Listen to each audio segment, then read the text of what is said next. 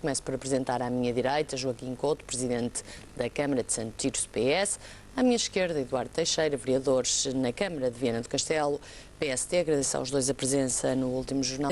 Eduardo Teixeira, faço-lhe as mesmas questões. Se Portugal terá beneficiado ou se teve algum benefício pelo facto do Presidente da Comissão Europeia ser português? E também esta saída do Governo no seu comentário, em 2004. Antes de mais, boa noite. Cumprimento também o meu colega de painel, sou Presidente da Câmara de Santo Tirso, e dizer que, pelos vistos, estamos de acordo. Foi muito importante para Portugal, nestes últimos 10 anos, que um português de Portugal, e, portanto, foi a partir de Portugal que foi para a Europa, pelas suas qualidades que tinha demonstrado nos governos que tinha presidido, e que permitiu alcançar alguns dados muito positivos para Portugal nos anos que foram subsequentes a essa decisão. E, portanto, esta distinção do Sr. Presidente da República, logo no dia seguinte a ele ter deixado o cargo, sendo o mais alto galardão que se é atribuído a um português, e penso que na história só houve mais um, que foi depois foi ao General Vasco, quando foi a questão de Macau e a entrega de Macau, é muito relevante. Durão Barroso assumiu os destinos e a presidência da Comissão Europeia numa altura muito difícil, numa altura em que era preciso reforçar a União Monetária, a União Europeia, era preciso tratar do alargamento da União Europeia.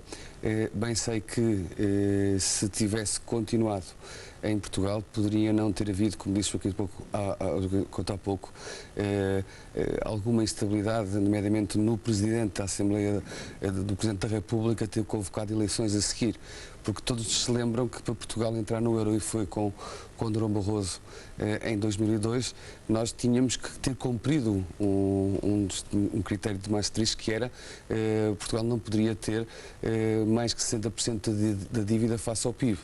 E, portanto, quando nós chegamos em 2011 e este rácio é multiplicado por 2, a dívida disparou brutalmente a seguir com o primeiro-ministro da época, e que depois foi muito importante o facto de ter na Comissão Europeia e nesta troika a quem o país e o Partido Socialista teve que recorrer quando não tinha dinheiro para pagar salários, ter um português à frente da Comissão Europeia.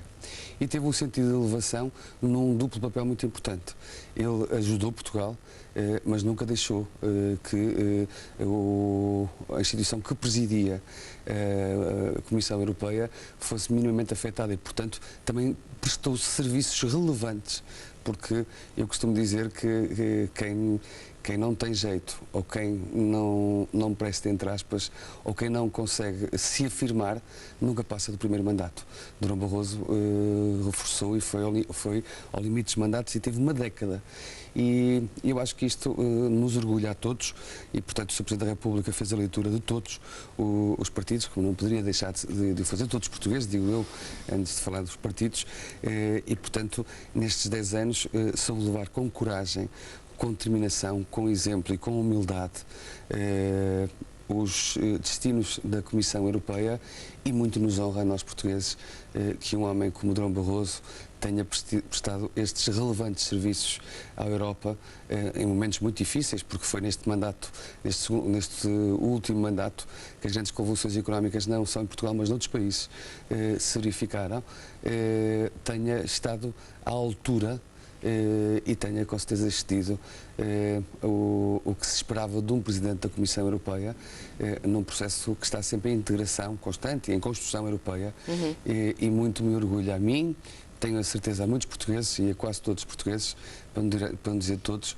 que um português de cá tenha assumido nestes 10 anos a presidência da Comissão Europeia. Em relação ao futuro, deixe-me fazer-lhe uma pergunta. Na semana passada, Durão Barroso deixava uma porta aberta, ou deixava a porta aberta a um possível regresso à vida política, quer fosse nacional, quer fosse internacional. Acha que Durão Barroso tem condições para ser um forte candidato à presidência da República? Todos os portugueses que prestaram bem o papel pelo qual foram mandatados, designados ou eleitos em instâncias tão importantes como esta, que é a Comissão Europeia, tem condições para ser quase tudo.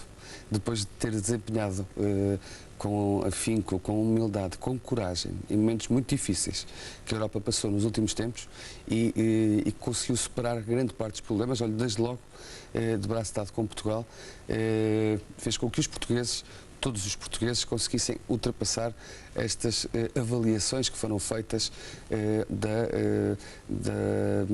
que a Troika tinha que fazer e que, portanto, tinha que prestar contas também aos 3 parceiros internacionais envolvidos. E, portanto, o José Manuel Durão Barroso soube com mestria lidar com todos estes dossiês numa Europa que hoje tem desafios imensos, que não se confinam só a Portugal, confinam-se a muitos países, num alargamento que tem que pensar em maior integração e, portanto, Durão Barroso está absolutamente preparado para os desafios que entender e, como é lógico, como social-democrata, ele já foi Primeiro-Ministro de Portugal, é também, como eu, um social-democrata, eu registro estes fatos positivos e com certeza que o que ele entender fazer a seguir, porque ainda é muito novo para ir para a reforma, terá que ser também bem, não só avaliado pelo próprio, mas estes desafios têm que ir ao encontro dos portugueses. E eu sei que esta distinção que todos hoje perceberam que não só por ter sido ao mais alto nível, mas por ter sido de forma absolutamente reconhecida e meritória para o próprio, faz com que o futuro de Durão Barroso não esteja minimamente beliscado ou que não tenha futuro. Ele tem futuro e, portanto, com certeza que será uma peça muito importante no futuro de Portugal. Mas, eu vou-lhe dar só um minuto para dizer o que é que não está certo. O PSD já tem um candidato que a gente não conhece? Precisamente era sobre isso que eu queria falar. Ainda bem que o PSD tem ilustríssimas personalidades com provas bem dadas, quer ao nível governativo, quer ao nível até da Comissão Europeia, quer ao nível da sociedade civil e do mundo académico, e que muito nos orgulha nessa matéria. Não vejo, meu caro Joaquim Pouco, que continua a nenhuma picardia ter essa qualidade de alternativas pelo lado do PS. Parece que não, o PS tem muitas alternativas. Desculpar, não falta uma alternativa dentro do Partido Socialista. Não é coisa que nos faça falta. Lançou um pré-candidato, António Guterres, e que, pelos vistos, na semana passada ficamos a saber que afinal de contas, com a certeza que não será candidato. É lógico que esta avaliação tem que ser feita, como disse de início, de uma forma pessoal.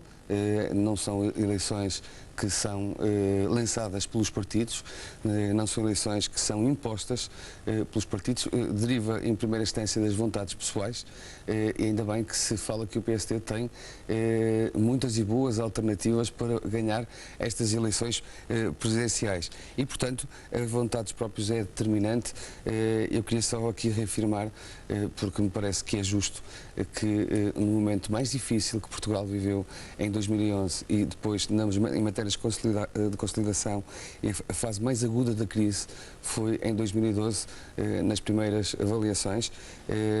Durão Barroso foi, de facto, fez um esforço de estabilização e de credibilização que permitiu ultrapassar, mas também um fator importante. Teixeira, vamos ter que avançar. É rápido, porque foi precisamente com Durão Barroso na presidência da Comissão Europeia que se criou estes mecanismos de auxílio aos países em maior dificuldade. E é bom que nós não possamos esquecer que em 2011, quando o país não tinha dinheiro para pagar salários, quando o país passou da dívida, multiplicou por 2 de 60 para 120 a dívida portuguesa em pouco mais de 6 anos, isso é que nos deve revoltar a todos, porque essa fatura, apesar de estar disciplinada, nós vamos ter que agora... ou precisamente ao governo do Dr. Durão Barroso, foi onde a dívida disparou. Agora, ou seja, a história irá dizer se de facto houve ou não houve, enfim, quais as consequências. A história não é momentânea, não é do presente. A história há de dizer se foi bom o Dr. Durão Barroso sair ou não, se isso que está a dizer o déficit foi ou se não foi, se a instabilidade política resultou da saída dele ou não resultou. Enfim, a história dirá isso. O juízo de valor neste momento, maior relevância e da forma como ajudou Portugal nessa matéria, eu acho que é digno de registro e não posso deixar de aplaudir a iniciativa do Sr. Presidente da República em o ter feito logo primeiro dia, é mais que justo, foi um português de distinção, um dos nossos melhores, um dos nossos mais notáveis. Olha, eu vou ter uma opinião um pouco distinta do meu quase conterrâneo Joaquim Couto, porque é familiar na minha terra com muito gosto, mas apenas na substância. E tenho que contrariar aqui porque dei-me ao trabalho, e tinha que o fazer, de ir ver o índice que saiu hoje e perceber como é que este índice foi construído nos itens que foi avaliado. É importante dizermos aqui, como já foi dito, que o índice global de prosperidade se manteve, Portugal manteve o lugar no ranking, mas depois quando olhamos para a composição destes vários itens que entram para a prosperidade e falamos, por exemplo, da educação, devo-lhe dizer que entrei e vi com surpresa que a maior parte dos índices, a maior parte dos dados que são avaliados para o compósito do índice, ou seja, este índice que dá um determinado valor a Portugal é composto por fatores qualitativos e quantitativos. 2 qualitativos são baseados em entrevista, mas 7 quantitativos e que têm os números não são, infelizmente, do ano de 2013 a que se refere este relatório. E, portanto, 5 são do ano de 2012 e, portanto, como sabe, foi logo a seguir à intervenção externa, e até 2 são do ano de 2010, em que ainda era um governo do Partido Socialista. E, portanto, deixa ficar aqui este registro. Eu tenho muitas dúvidas se todos os dados fossem do ano de 2013, poderíamos fazer análises em relação a essa matéria. Não eram, olha que não. Não é só porque está na moda falarmos que a educação correu mal, ou a abertura do ano escolar, que se possamos, ao ver um índice, dentro de um índice global de prosperidade que até se manteve, que possamos dizer que isto é o reflexo da política governativa, porque senão não tinha aqui índices, e 2 muito importantes. Deixe-me só terminar, dar-lhe a palavra. 2 que são do ano de 2010. E quando falamos de 2012, um governo que teve em funções, como sabe, a partir de julho, em que os secretários de Estado e as orgânicas começaram a funcionar, e, portanto, foi poucos meses para que em 2012 surtisse algum tipo de efeito, acho que é injusto, no mínimo, dizer que esta regressão neste índice é que ainda por cima não é aquele que é normal avaliarem. Estes índices, apesar de estarem desatualizados quanto à fonte de informação, e por isso acho que estão enviesados, no caso português, são de um instituto que não é o de maior referência. E não digo que só porque são índices que possam não ter a melhor das classificações, que nos possam não interessar. Mas o que é de referência são os índices que são divulgados pelo World Economic Forum. E esses ainda não foram divulgados, e esperemos que tenham os dados de 2013, porque não poderemos dizer que se refere a 2013 quando só as entrevistas, e são 2 itens, são desse ano. Todos os outros, o que são os qualitativos e que são, como sabe, o Joaquim Couto, porque é Presidente de Câmara e sabe que os números são muito importantes, são todos de 2012 e de 2010. Este é o registro. É lógico que nós queremos, e a educação é de facto muito importante para todos nós, para a construção de um país cada vez melhor. Mas é bom que tenhamos, não é crítica a si, mas é crítica depois de ter analisado, porque entrei no relatório, aos dados, e portanto são dados que estão absolutamente desatualizados. Joaquim Couto, Eduardo Teixeira, agradeço a participação, os comentários no último jornal. Boa noite. Muito obrigado.